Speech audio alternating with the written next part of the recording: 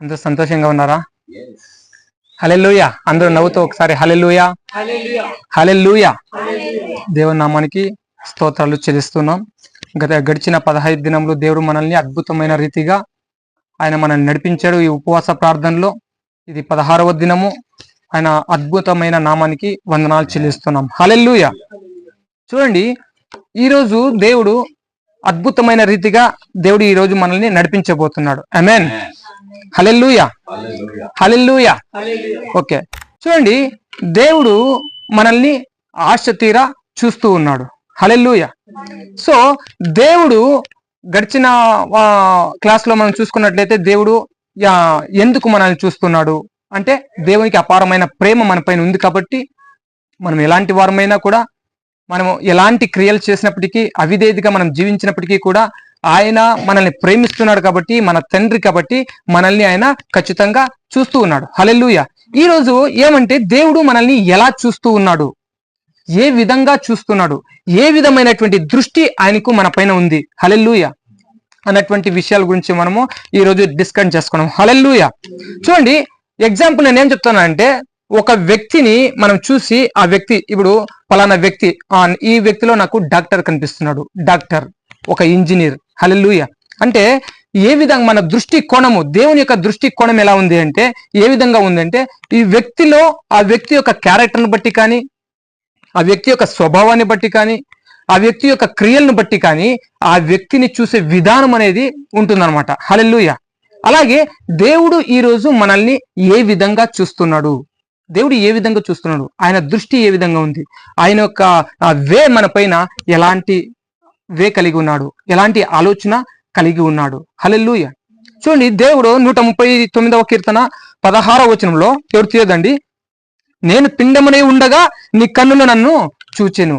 మనము పిండముగా ఉన్నప్పుడే, మనము తల్లి గర్భములో రూపింపక మునిపే ఆయన కన్నులు మనల్ని చూశాయంట. హల్లెలూయా హల్లెలూయా. ఆయన కన్నులు మనల్ని చూశాయి. అలాంటి కళ్ళు, అలాంటి దృష్టి, అలాంటి దృష్టికోణము ఈ రోజు నిన్ను ఏ విధంగా చూస్తూ ఉన్నాడు, ఏ విధంగా చూస్తున్నాడు, నీ క్యారెక్టర్ కావచ్చు, నీ స్వభావం కావచ్చు, నీ క్రియలు కావచ్చు, ఆయనకు ఏ విధంగా కనిపిస్తున్నాయి. ఫర్ ఎగ్జాంపుల్ చూడండి, ఒక వ్యక్తిని చూసినప్పుడు, ఇప్పుడు జేమ్స్ ఫిలిప్ అన్నగారు అనుకోండి, ఆయన చూసినప్పుడు నాకు వెంటనే ఏం గుర్తుకొస్తుంది అంటే హంబుల్నెస్ గుర్తుకొస్తుంది, తగ్గింపు స్వభావం గుర్తుకొస్తుంది. ఎక్కడైనా కూడా తగ్గింపు గురించి మాట్లాడుతున్నప్పుడు నాకు ఇమ్మీడియట్ గా ఎవరు ఫ్లాష్ అవుతారంటే జేమ్స్ ఫిలిప్ అన్నగారు ఫ్లాష్ అవుతారు. ఎందుకంటే ఆ వ్యక్తి యొక్క తగ్గింపు, నేను చూసే కోణం ఎలా ఉంటుంది, నేను చూసే దృష్టి ఎలా ఉంటుందంటే ఎస్, ఆ వ్యక్తిలో తగ్గింపును చూస్తున్నాను.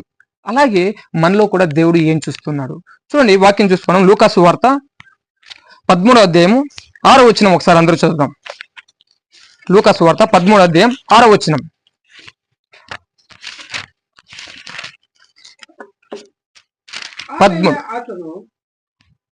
ఓకే, ಒಂದು ಸಾಮ್ಯವನ್ನು ಹೇಳಿದನು. ಅದೇನೆಂದರೆ, ಒಬ್ಬನೊಬ್ಬನು ತನ್ನ ದ್ರಾಕ್ಷಿಯ ತೋಟದಲ್ಲಿ ಒಂದು ಅಂಜೂರದ గిడవను ನಡೆಸಿ. ఓకే, చాలు చాలు చాలు. ఒక మనుషుడు ద్రాక్ష తోటలో అంజూరపు చెట్టు ఒకటి నాటబడి ఉండెను. ఇక్కడ అంజూరపు చెట్టు అంటే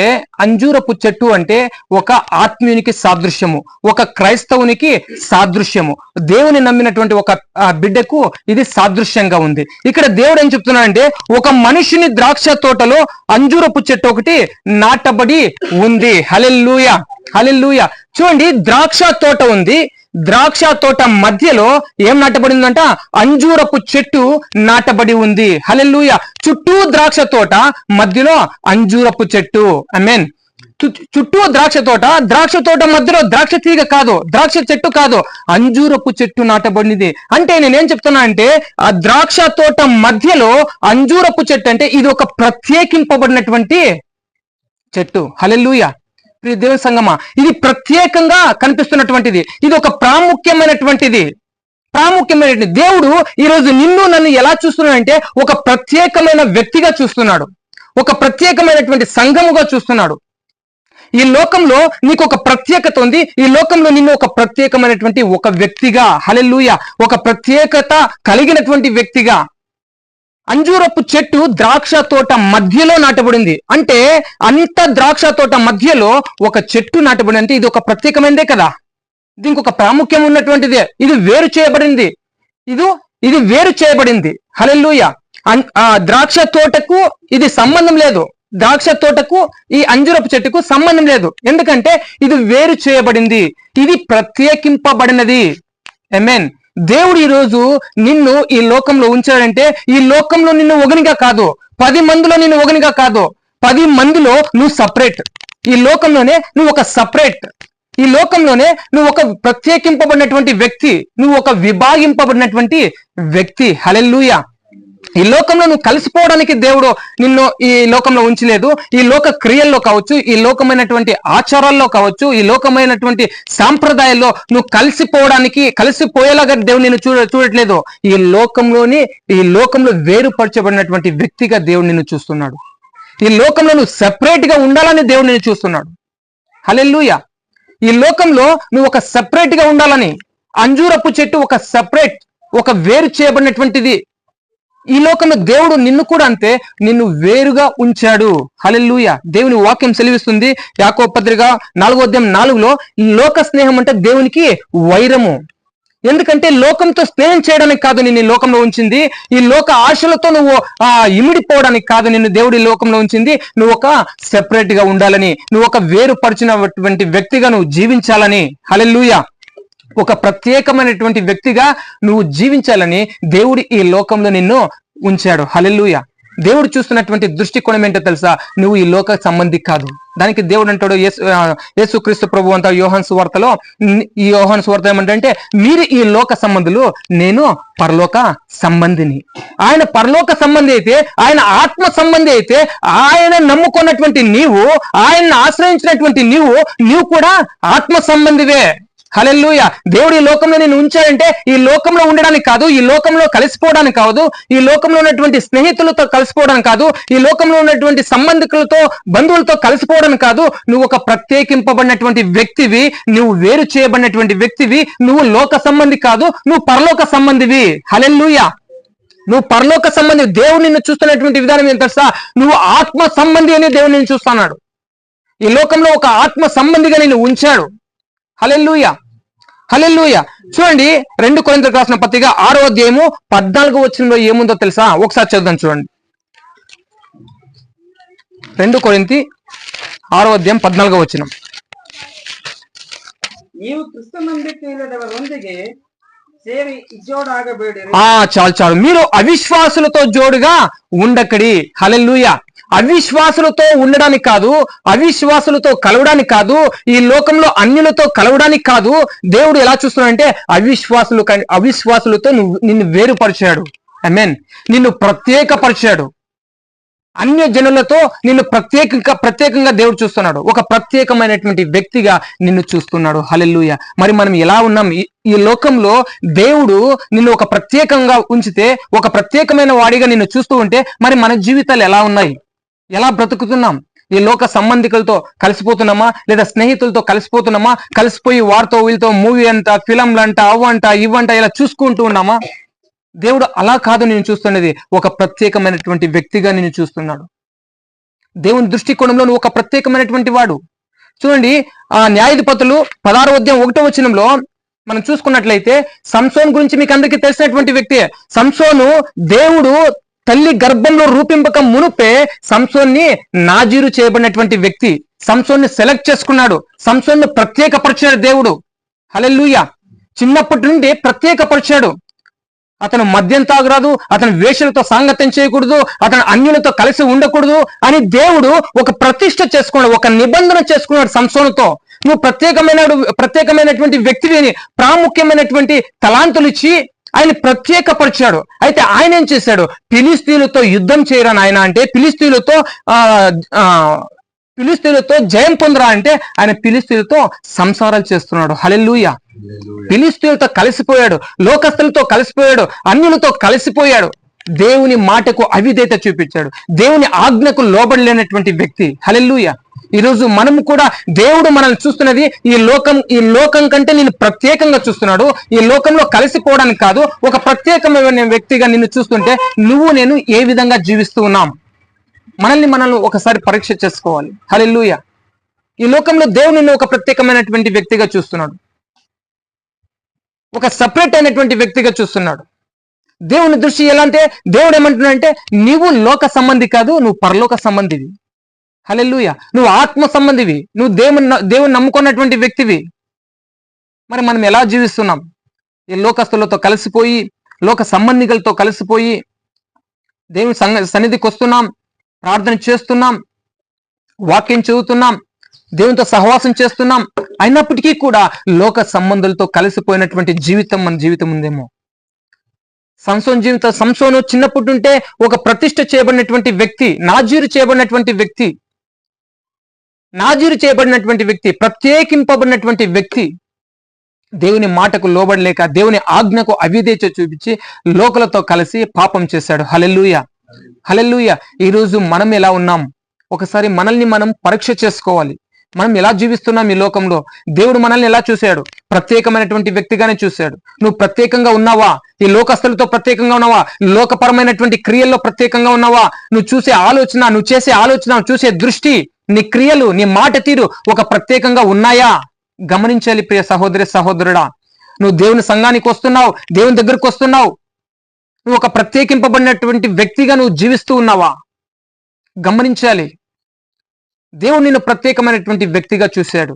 నువ్వు ఒక సపరేట్, నువ్వు 10 మందిలో ఒకటి కాదు, నువ్వు 10 మంది ఒకటైతే 10 మంది నువ్వు ఒకటే ఒకటి. హల్లెలూయా. 10 మంది సపరేట్ అయితే నువ్వు ఒకటే సపరేట్. వాళ్ళలో కలిసి నిన్ను చూడలేదు, లోకస్తులతో కలిసి నిన్ను చూడలేదు, నువ్వు సపరేట్. హల్లెలూయా. ప్రత్యేకింపబడిన మనము ఒక ప్రత్యేకమైనటువంటి స్థానం దేవుడిచ్చాడు, ఒక ప్రత్యేకమైనటువంటి తలాంతు మనకిచ్చాడు, ఒక ప్రాముఖ్యమైనటువంటి స్థానం మనకిచ్చాడు. ఆ స్థానాన్ని మనం కాపాడుకోవాలి. హల్లెలూయా, హల్లెలూయా. దేవుడు ఈ లోకంలో ఉన్నాడు, 33.5 సంవత్సరం జీవించాడు. ఆ 33.5 సంవత్సరంలో కూడా ఏ ఒక్క విషయంలో కూడా దేవుడు కాంప్రమైజ్ కాలేదు, ఏ ఒక్క విషయంలో కూడా లోకస్తులతో కలవడానికి ఇష్టపడలేదు. ఎందుకంటే ఆయన ఈ లోక సంబంధి కాదు కాబట్టి. ఆమేన్. నువ్వు నేను కూడా ఈ లోక సంబంధులు కాదు. హల్లెలూయా. అది మనం జ్ఞాపకం ఉంచుకోవాలి. హల్లెలూయా. చూడండి, అదే విధంగా మార్కు సువార్త 13వ అధ్యాయం 28వ వచనం. మార్కు 13:28వ వచనం ఒకసారి చదువుదాం. Thank you Jesus God. Hallelujah, hallelujah. చూడండి, మార్కు సువార్త 13:28. ಅಂಜೂರದ ಮರದ ದೃಷ್ಟಾಂತದಿಂದ ಬುದ್ಧಿ ಕಲಿಯಿರಿ, ಅದರ ಕೊಂಬೆ ಇನ್ನೂ ಎಳೆದಾಗಿದ್ದು ಎಲೆ ಬಿಡುವಾಗ ಬೇಸಿಗೆಯು ಹತ್ತಿರವಾಯಿತು ಎಂದು ತಿಳ್ಕೊಳ್ಳಿ. అంజూరపు చెట్టును చూసి ఒక ఉపమానం నేర్చుకోండి. దాని కొమ్మ ఇంకా లేతదై చిగురించినప్పుడు వసంత కాలము సమీపముగా ఉన్నదని మీకు తెలియను. హల్లెలూయా. అంజూరపు చెట్టు అంటే ఎవరు ఇక్కడ? ఒక ఆత్మీయుడు, దేవుని నమ్మినటువంటి వ్యక్తి, ఒక క్రైస్తవుడు. దేవుడు ఏమంటున్నాడు తెలుసా? అంజూరపు చెట్టును చూసి మీరు ఉపమానం నేర్చుకోండి, అంజూరపు చెట్టును చూసి మీరు బుద్ధి నేర్చుకోండి. హల్లెలూయా. ఎందుకంటే దాని కొమ్ములు లేతగా ఉండి ఆకులు పూస్తారంట, అది వసంత కాలం అని మీరు గుర్తించండి. హల్లెలూయా. ఈ రోజు దేవుడు ఏ విధంగా నిన్ను చూస్తున్నాడు? దేవుని సన్నిధానికి వస్తున్నటువంటి నీవు, దేవునితో సహవాసం చేస్తున్నటువంటి నీవు, ప్రార్థన చేస్తున్నటువంటి నీవు, దేవుడు నేను ఏ విధంగా చూస్తున్నాడంటే ఈ లోకంలో ఒక ఆదర్శమైన వ్యక్తిగా నేను చూస్తున్నాడు. ఈ లోకంలో నువ్వు ఒక మాదిరికరమైన జీవితం జీవించాలని దేవుడు ఆశపడుతున్నాడు. హల్లెలూయా. ఆయన చూపు ఎలా ఉందంటే, ఆయన దృష్టి ఎలా ఉందంటే నీవు మాదిరికరంగా బ్రతకాలని, నువ్వు ఒక మాదిరిగా జీవించాలని, నువ్వు ఒక మోడల్ గా జీవించాలని. హల్లెలూయా. యేసుక్రీస్తు ప్రభువు మనకు ఒక మోడల్ గా జీవించాడు ఈ లోకంలో.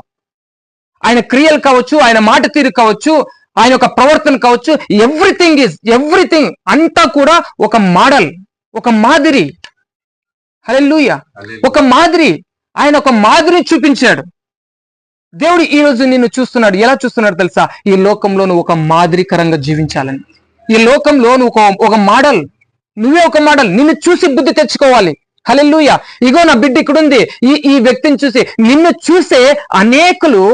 చూసే అనేకమైనటువంటి అన్య జనాలు దేవుని సన్నిధికి రావాలి. బ్రతికితే ఈ బ్రదర్ లాగా బ్రతకాలి, బ్రతికితే ఈ సిస్టర్ లాగా బ్రతకాలి, బ్రతికితే ఈ కుటుంబం లాగా బ్రతకాలి అని ఒక మోడల్ మనం చూపించాలి. హల్లెలూయా. దేవుని దృష్టి నీ పైన ఆ విధంగా ఉంది, దేవుని చూపు నీ పైన ఆ విధంగా ఉంది. ఆమేన్. హల్లెలూయా, హల్లెలూయా.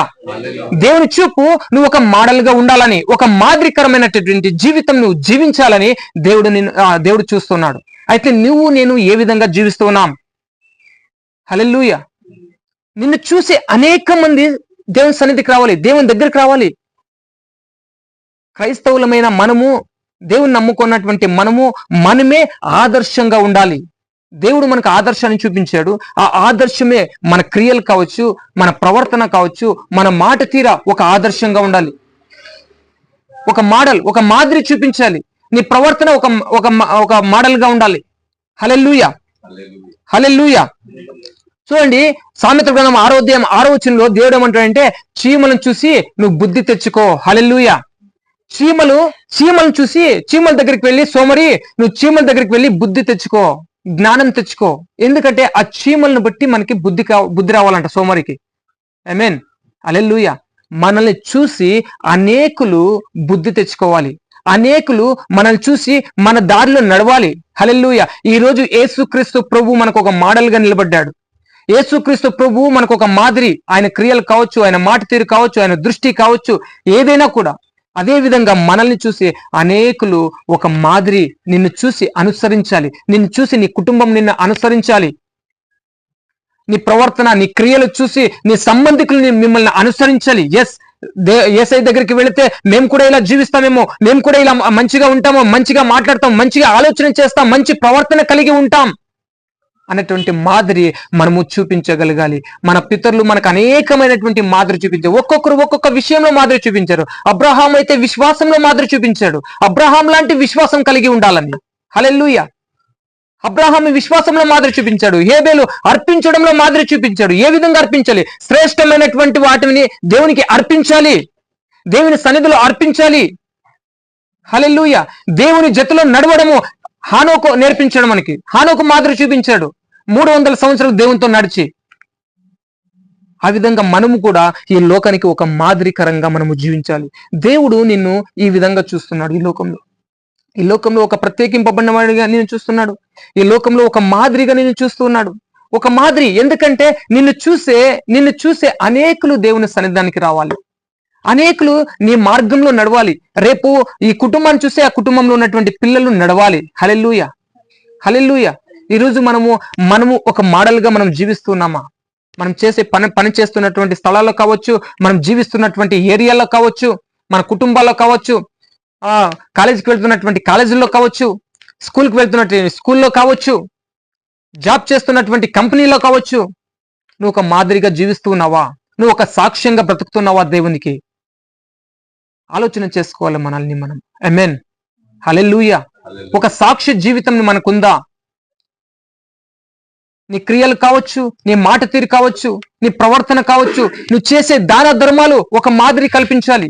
అనేకులు చూసి ఈ బ్రదర్ లాగా నేను జీవించాలపా, ఈ క్రైస్తవులాగా నేను బ్రతకాలి, ఈ కుటుంబం లాగా ఉండాలి, ఈ కుటుంబం ఎంత సమాధానంగా జీవిస్తుంది, ఈ సంఘం ఎంత బాగుంది, ఎంత చక్కగా ఉంది, ఈ సంఘం లాగా ఉండాలి, ఈ కుటుంబం లాగా మేము బ్రతకాలి అనేటటువంటి మాదిరి మనము చూపించాలని దేవుడు నిన్ను చూస్తున్నాడు. ఈ లోకంలో నిన్ను ఒక మాదిరిగా చూస్తున్నాడు, ఒక మోడల్గా నిన్ను ఉంచాడు. హల్లెలూయా. అనేకులు మాదిరి చూపించి వెళ్ళారు. అలాంటి వాళ్ళ వెళ్తున్నటువంటి మనం కూడా ఈ లోకానికి ఒక మాదిరికరమైనటువంటి జీవితాన్ని జీవించాలని దేవుడు ఈ రోజు నిన్ను నన్ను చూస్తూ ఉన్నాడు. ఆమేన్, హల్లెలూయా, హల్లెలూయా. ఒక మాదిరి మనం నేర్పించాలి అందరికీ. ఒక మాదిరి, ఒక మోడల్. మన తలంపులు ఒక మోడల్ అయి ఉండాలి, మన దృష్టి ఒక మోడల్ గా ఉండాలి. హల్లెలూయా, హల్లెలూయా. చూడండి, ఇక్కడ ఈ అంజూరపు చెట్టు ఒక మోడల్, ఒక ఉపమానం నేర్పిస్తుంది. ఒక ఉపమానం, ఒక మాదిరికరంగా ఉంది. మనము కూడా దేవుని విషయాల్లో, దేవుని మార్గంలో నడుస్తున్నటువంటి మనం కూడా ఈ లోకానికి ఒక మాదిరికరంగా జీవించాలని దేవుడు నిన్ను నన్ను చూస్తున్నాడు. ఈ లోకంలో ఊరికి నిన్ను ఉంచి ఊరికే ఉండలే, ఒక మోడల్ గా నువ్వు జీవించాలని నిన్ను చూస్తూ ఉన్నాడు. హల్లెలూయా, హల్లెలూయా, హల్లెలూయా. చూడండి, అంత మాత్రమే కాదు, ఈ లోకంలో నువ్వు ఒక ఆహారంగా నువ్వు ఉపయోగపడాలని. ఆమేన్. చూడండి, 2 కింగ్స్ 18వ అధ్యాయం 31వ వచనం ఒకసారి చదువుతాం. 2 కింగ్స్ 18వ అధ్యాయం 31వ వచనం.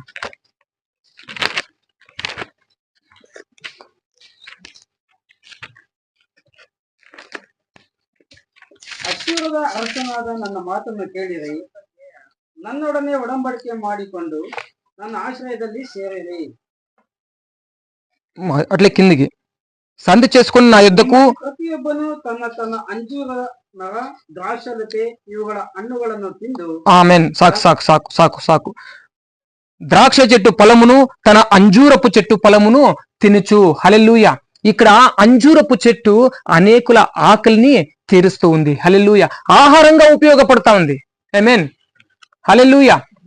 ఆహారంగా ఉపయోగపడుతుంది. యేసుక్రీస్తు ప్రభువు ఈ రోజు ఈ లోకంలో నిన్ను ఉంచాడంటే, తల్లి గర్భములో రూపింపక మునుపే నిన్ను చూస్తున్నాడంటే, ఎలా చూస్తున్నాడంటే నువ్వు ఈ లోకంలో ఒక ఆహారంగా నువ్వు ఉపయోగపడాలి అని. అంజూరపు చెట్టు అనేకుల ఆకలిని తీరుస్తోంది. ఆకలి కొనిన వారిని అనేకుల ఆకలిని అంజూరపు చెట్టు తీరుస్తోంది. హల్లెలూయా. ఈ రోజు ఈ లోకంలో ఉన్నటువంటి అనేకుల ఆకలి నువ్వు తీర్చగలగాలి.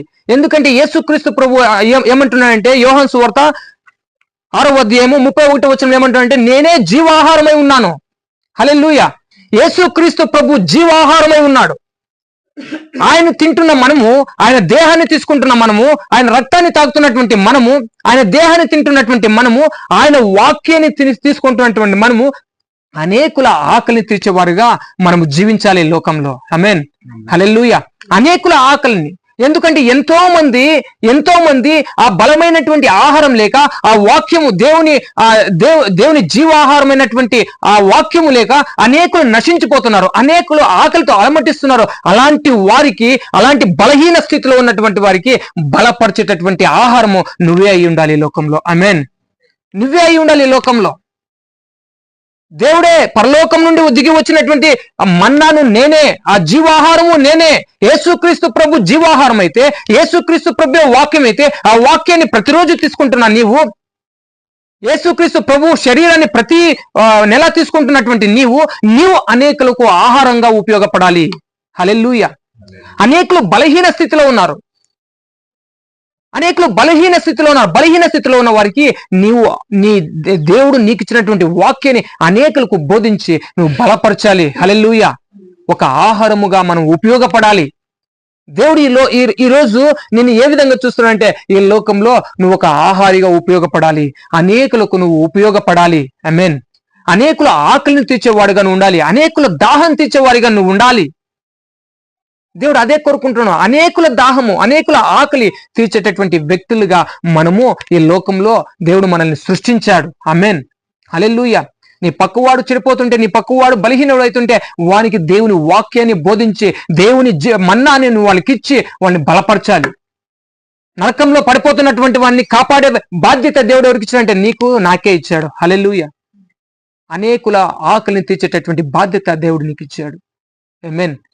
ఈ లోకంలో దేవుడు నిన్ను ఎలా చూస్తున్నాడంటే, అనేకుల ఆకలిని తీర్చేటటువంటి వ్యక్తిగా. దేవుడు జీవాహారమైనాడు. ఆయనే పరలోకం నుండి దిగి వచ్చినటువంటి మన్నా. ఆ మన్నా మనం తింటున్నప్పుడు, ఆ మన్నాని మనం భుజిస్తున్నప్పుడు మనం బలం పొందుకోవడం మాత్రమే కాదు, మనం శక్తి పొందుకోవడం మాత్రమే కాదు, మన ఆకలి తీర్చుకోవడం మాత్రమే కాదు, ఆ ఆకలి తీర్చుకుంటున్నటువంటి నీవు అనేకుల ఆకలిని తీరుస్తూ ఉన్నావా? బలహీనమైన అవుతున్నటువంటి వాళ్ళ ఆకలి నువ్వు తీరుస్తూ ఉన్నావా? హల్లెలూయా. ప్రశ్నించుకో, నిన్ను నువ్వు ప్రశ్నించుకో ఒకసారి. దేవుని సన్నిధికి వస్తున్నావు, దేవుని వాక్యాన్ని నువ్వు తీసుకుంటున్నావు, ఆ బలమైన వాక్యాన్ని నువ్వు తీసుకుంటున్నావు. అయితే నీ సహోదరుని నువ్వు బలపరుస్తున్నావా? నీ సహోదరికి కావలసినటువంటి ఆహారాన్ని నువ్వు ఇస్తున్నావా? ఏ విషయంలో బలహీనమై ఉన్నాడు, ఏ విషయంలో ఆకలి కొని ఉన్నాడు, ఆకలి కొనినటువంటి వ్యక్తికి నువ్వు ఆకలి తీరుస్తున్నావా? దేవుడు జీవాహారమై ఉన్నాడు. ఆ జీవాహారం తీసుకుంటున్నటువంటి నీవు, దేవుని శరీరం తీసుకుంటున్నటువంటి మనం అనేకుల ఆకలి తీర్చేటటువంటి పిల్లలుగా ఉండాలని ఆయన దృష్టి ఈ లోకంలో ఏ విధంగా ఉందంటే, నువ్వే అనేకుల ఆకలి తీర్చాలి. ఆయన 33.5 సంవత్సరం ఈ లోకంలో ఉన్నప్పుడు అనేకుల ఆకలి తీర్చాడు. ఎవరు కూడా ఆయన జతలో ఉన్నటువంటి వారు కాదు. ఆయన అనేకుల ఆకలి తీర్చడానికి ఆయన తాపత్రయపడ్డాడు. నీ ఆకలి తీర్చాడు, నిన్ను కూడా రక్షించాడు. ఈరోజు నీకు ఆ బాధ్యత ఇచ్చాడు. నువ్వు అనేకుల ఇంకా నశించిపోతున్నటువంటి వారి యొక్క ప్రతి ఒక్క ఆకలిని కూడా తీర్చేటటువంటి వ్యక్తిగా, తీర్చేటటువంటి సహోదరుడిగా దేవుడు ఈ రోజు నిన్ను చూస్తున్నాడు. హల్లెలూయా. మనం గమనించాలి, దేవుడు నిన్ను ఏ విధంగా చూస్తున్నాడు.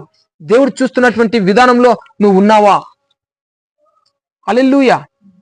హల్లెలూయా. చూడండి, ఇంకొక పాయింట్ ఉంది, అదొకటి చెప్పేస్తాను. 2 కింగ్స్ 20వ అధ్యాయము 7వ వచనం ఒకసారి చదువుదాం. ಏಸಾಯನು ಒಂದು ಅಂಜೂರದ ಹಣ್ಣಿನ ಉಂಡೆಯನ್ನು ತರಿಸಿ ಅದನ್ನು ತುರುವಿನ ಮೇಲೆ ಇಡಿಸಿದಾಗ ಹಿಜ್ಕೀಯನು ಗುಣ ಹೊಂದಿದನು. ఆమేన్. హల్లెలూయా, హల్లెలూయా. అంజూరపు చెట్టు ఇక్కడ ఏ విధంగా ఉపయోగపడుతుంది అంటే ఒక మెడిసిన్ లాగా ఉపయోగపడుతుంది. హల్లెలూయా. అంజూరపు ముద్ద తీసుకొచ్చి ఆ పుండు మీద పట్టినప్పుడు హిజ్కియా బాగుపడెను. హిజ్కియా ఆరోగ్యం స్వస్థత పడెను. హల్లెలూయా. హిజ్కియా బాగుపడ్డాడు. ఎప్పుడు?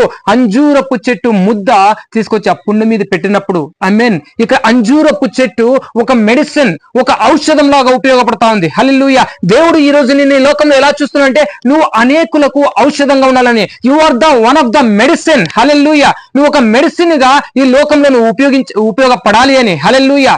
నిన్ను దేవుడు ఏ విధంగా చూస్తున్నాడంటే నువ్వు మెడిసిన్, నువ్వు ఒక ఔషధం లాగా చూస్తున్నాడు. ఎలాంటి? యేసుక్రీస్తు ప్రభువే పరమ ఔషధమై ఉన్నాడు. ఆయనే పరమ వైద్యుడే ఉన్నాడు. హల్లెలూయా, హల్లెలూయా. దేవుడు నిన్ను ఒక ఔషధం లాగా ఉపయోగించుకుంటున్నాడు. ఈ లోకంలో ఒక ఔషధం నువ్వే అయి ఉన్నావు. నీ పక్కన ఉన్నటువంటి సహోదరుడు కావచ్చు, సహోదరి కావచ్చు, నీ పక్కన ఉన్నటువంటి కుటుంబం కావచ్చు, నీ ఏరియాలో ఉన్నటువంటి కుటుంబాలు కావచ్చు, వాళ్ళ అనేకులు మానసికంగా కుంగిపోతుంటే వాళ్లకు వైద్యుడు ఎవరైనావో, వాళ్ళకి మెడిసిన్ ఎవరైనా నువ్వే. వాళ్ళ యొక్క ఔషధం నువ్వే. వారి గాయాల్ని కట్టేవాడు నీవే. యోబు పత్రికలో దేవుడు అంటాడు, ఆయనే గాయం చేయను, ఆయనే గాయం కడతాడు. ఆయన గాయం కట్టేటటువంటి మెడిసిన్ ఆయనే. యేసుక్రీస్తు ప్రభు ఒక మెడిసిన్. ఈరోజు నీవే ఒక మెడిసిన్. ఎందుకంటే ఆయన అన్నాడు, నేను ఈ లోకానికి వెలుగై ఉన్నానని ఒక చోట అన్నాడు, ఇంకొక చోట ఈ లోకానికి మీరు వెలుగై ఉన్నారు అన్నాడు. హల్లెలూయా. ఆయనే ఒక చోట మెడిసిన్ అయితే ఈరోజు ఈ లోకంలో మెడిసిన్ మీరే. ఈరోజు ఈ లోకంలో ఔషధం నువ్వే. నీ పక్కన ఉన్నటువంటి ఆత్మికంగా పడిపోతున్నటువంటి, ఆత్మికంగా తన హృదయాన్ని కట్టేటటువంటి బాధ్యత దేవుడు నీకే ఇచ్చాడు. హల్లెలూయా. ఒక మెడిసిన్ గా దేవుడు నిన్ను ఉపయోగించుకుంటున్నాడు. ఈ లోకంలో ఒక ఔషధం లాగా దేవుడు నిన్ను చూస్తూ ఉన్నాడు. నువ్వే ఒక ఔషధం. నీ కుటుంబాన్ని కట్టుకునేటటువంటి ఔషధం నువ్వే. పడిపోతున్నటువంటి నీ సహోదరుడు కావచ్చు, వాళ్ళ ఆత్మీయ స్థితిని కట్టుకున్నటువంటి ఔషధం నువ్వే. నీ ఏరియాలో ఉన్నటువంటి అనేక కుటుంబాలు, నీ బంధువులు, వాళ్ళు ఆ దీన స్థితిలోకి వెళ్ళిపోతున్నారేమో, వాళ్ళు నరకంలోకి వెళ్ళిపోతున్నారో, వాళ్ళు కట్టేటటువంటి బాధ్యత నీదే. నువ్వే ఒక మెడిసిన్. హల్లెలూయా. యేసుక్రీస్తు ప్రభు నేను ఒక మెడిసిన్ లాగా చూస్తున్నాడు. నేను ఒక మెడిసిన్ లాగా చూస్తున్నారు. అనేకులు తమ హృదయాల్లో కుంగిపోయి తమ హృదయాలను పాడు చేసుకుంటున్నారు. అలాంటి వాళ్ళకి నువ్వు ఒక మెడిసిన్. దేవుని వాక్యాన్ని బోధించి వాళ్ళకు ఒక ఔషధం లాగా నువ్వు ఉపయోగపడాలి, ఔషధం లాగా నువ్వు ఉండాలని దేవుడు నిన్ను చూస్తూ ఉన్నాడు. హల్లెలూయా, హల్లెలూయా. గమనించాలి, దేవుడు నిన్ను ఒక ఔషధం లాగా నేను ఉపయోగించుకుంటున్నాడు. హల్లెలూయా, హల్లెలూయా. చూడండి యేషయా 30:26 వచ్చిన ఒకసారి చూద్దాం. యేషయా 30:26.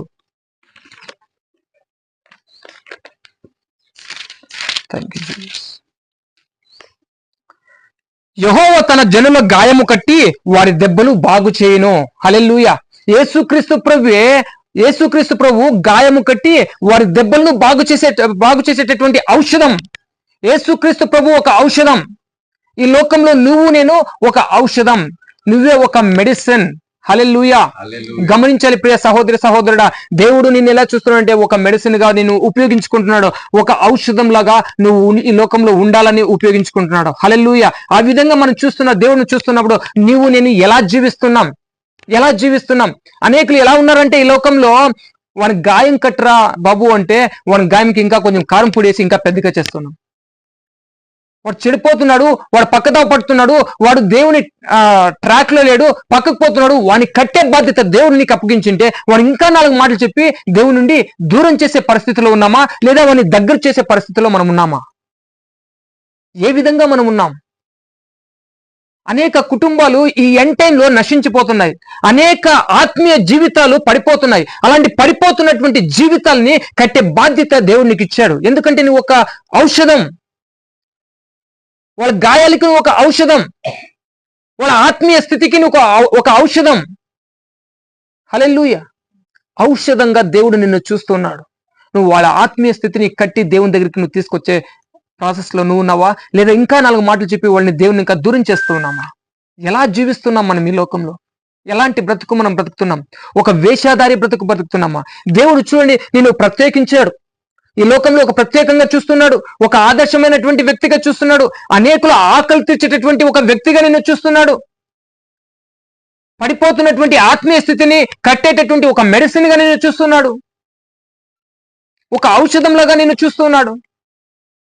మరి నువ్వెలా జీవిస్తున్నావు? నిన్ను చూసినప్పుడు నువ్వెలా కనిపిస్తున్నావు? దేవుడు ఈ క్వాలిటీస్ అన్ని కూడా నీలో ఉన్నాయని దేవుడు చూస్తున్నాడు. అయితే ఈ అంజూరపు చెట్టు మత్తయి సువార్త 19:21 మనం చూసినప్పుడు యేసయ్య నడుచుకుంటూ వెళ్తూ ఉంటే ఎక్కడో దూరం నుండి ఆయనకు ఆకలయ్యి ఆ చెట్టుని చూసినప్పుడు ఆ చెట్టు నిండుగా ఫలాలు కనిపించినట్టుగా కనిపిస్తూ ఉంది. హల్లెలూయా. దారిన వెళ్ళే వాళ్ళకి వచ్చే వాళ్ళని అది మోసం చేస్తూ ఉంది. ఈ రోజు నువ్వు ఆ విధంగా మోసం చేసేటటువంటి క్యారెక్టర్ కలిగి ఉన్నావా? హల్లెలూయా. అది మోసం చేస్తుంది, దేవుని ఆకలిని తీర్చలేకపోయింది. దూరంగా చూస్తా అంటే ఏదో ఇంకెన్నో అన్ని ఫలాలు కలిగి ఉందేమో, ఆ చెట్టు ఇంకా ఫలాలు కలిగి ఉందేమో అన్నట్టుగా ఉంది. అయితే దగ్గరికి వెళ్ళి చూస్తే ఏ మాత్రం కూడా అది ఒక ఫలం కూడా దాంట్లో లేదు. దేవుడు ఈరోజు నేను ఒక ప్రత్యేకమైనటువంటి వ్యక్తిగా, ఒక ఆదర్శమైనటువంటి వ్యక్తిగా దేవుడు నిన్ను చూస్తుంటే, ఈ క్వాలిటీస్ అంతా నీలో ఉన్నాయని నిన్ను చూస్తుంటే, మరి నువ్వెలా జీవిస్తున్నావు? ఒక వేషధారిగా బ్రతుకుతున్నామా, లేకపోతే ప్రజల్ని మోసం చేసే వాళ్ళుగా జీవిస్తున్నామా? దేవుని సంఘానికి వెళ్తూ ఇంకేదో లేనటువంటి భక్తిని చూస్తూ ఉన్నటువంటి భక్తిగా భ్రమపడుతూ ఉన్నామా? అందరిని ఉన్నట్టుగా నమ్మిస్తూ ఉన్నామా? గమనించాలి. దేవుని సంఘానికి వస్తున్నాం, వాక్యం చదువుతున్నాం, దేవునితో సహవాసం చేస్తున్నాం, నటించే జీవితంగా ఉందా? ఒక వేషధారి జీవితం జీవిస్తున్నామా? అయితే దేవుడు, ప్రియ దేవుని సంఘమా, ఈరోజు మీకు ఒక అవకాశం ఇస్తున్నాడు, మీకు ఒక అవకాశం ఇస్తున్నాడు. ఈ అంజూరపు చెట్టు కూడా దేవుడు అవకాశం ఇచ్చాడు. చూడండి ఆ వాక్యం మనం చూద్దాం. లూకా సువార్త 13:8-9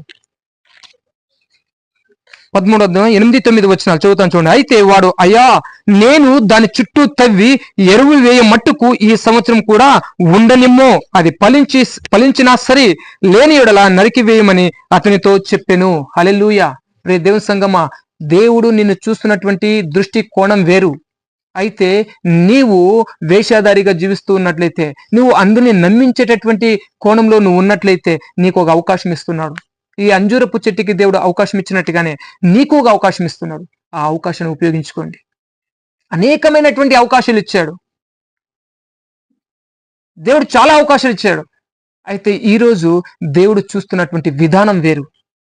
ఆ విధానంలో నువ్వు ఉన్నావా లేదా? నిన్ను నువ్వు పరీక్ష చేసుకొని దేవుడిచ్చిన ఈ అవకాశాన్ని మీరు ఉపయోగించుకోండి. హల్లెలూయా, హల్లెలూయా. అంజూరపు చెట్టుకి దేవుడు అవకాశం ఇచ్చాడు. ఈరోజు దేవుడు నీకు అవకాశం ఇస్తున్నాడు.